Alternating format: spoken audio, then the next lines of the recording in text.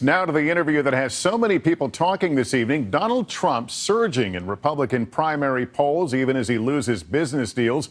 Trump doubling down today in an interview with NBC's Katy Tur, backing up his comments that have sparked so much controversy. We are taking Mexico's problems. Mexico is beating us on trade, and they're beating us at the border.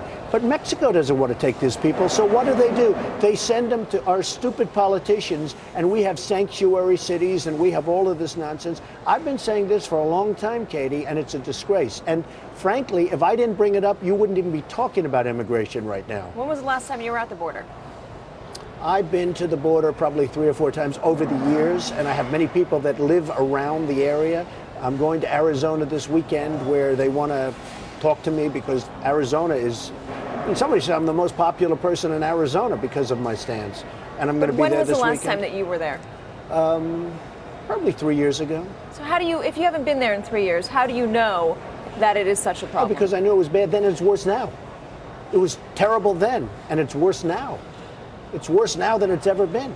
We don't even have a border. People are just flowing through like water. There is no border right now. And we're taking them and we're putting them in our jails and our hospitals, and we're paying them money through different sources. It's a disgrace. So do you think that they're sending... By the way, I'm not Nazi. I have great relationship with the Mexican people. I have many people working for me. You can look at the job in Washington. I have many legal immigrants working for me. Many of them come from Mexico. They love me. I love them. And I'll tell you something. If I get the nomination, I'll win the Latino vote. I will win it because I'm going to create jobs. You're for the Second Amendment. Do you have a gun? I have a license to have a gun. Yes, I do. Do you own one? Yes, I do. Do you use it? Gun range? It's none of your business. It's really none of your business. I have a license to have a gun. Gun control. What are you talking about? Or you asked me if I have a gun. Yes, I have a gun. Checks. Excuse me. Yes, I have a gun, and yes, I have a permit to have a gun. Stronger background checks. What about that? Is there any steps that you would take to make it harder to get a gun in this country? The problem is, once you get into that, you start getting into a situation, the slippery slope, where all of a sudden you're going to really violate the Second Amendment. Do you have a plan for ISIS? I do have a plan, actually. What is it? With ISIS, you kill them at the head, you take the oil. That's where they're getting their money. If you bomb the hell out of it, you bomb the hell out of it. You've got to stop their wealth. They have tremendous wealth. I'm talking about oil. What do you think of Hillary Clinton as a president? If she wins the nomination, she takes the White House. I think Hillary would be a terrible president.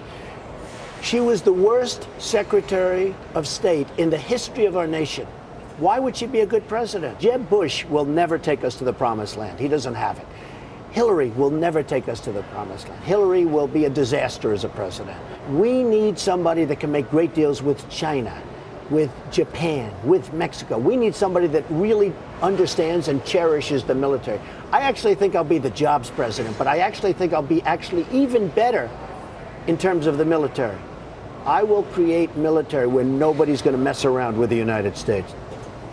Katy Tur, along with Chuck Todd here with us. Katy, he's still suffering fallout with his business dealings over all this. Yeah, celebrity chef Jose Andres has backed out of opening a restaurant in Trump's D.C. hotel. And Nevada Republican Senator Dean Heller says he will be giving back the campaign contributions that Trump gave to him and giving them to charity instead. All right. And Chuck, he said in that interview that we wouldn't be talking about immigration if it weren't for him. Is he right? He's 100% right. Okay, let's put that on the table. We are having a conversation on immigration, not a great one, not the most substantive one, but yes, we're having one because of him and what he's brought to this campaign. And I think another part of this that we can't ignore is that there is a chunk of the American electorate he's speaking for. This is a chunk of the American electorate that it does feel left behind. The middle class part of the country that feels as if that the middle class isn't the best place to go rise up.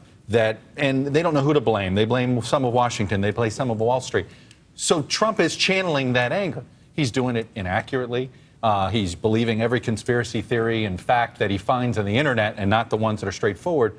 But the sentiment is one that people, I think, are connecting with. And so we can't ignore who's following him. He may flame out, as I've said before, and I expect him to, but there's still a chunk of voters who believe this. By the way, his comments on Hillary Clinton will shock, I think, some people today because at one time, he praised her job as Secretary of State, and he's been a big supporter of the Clintons in the past.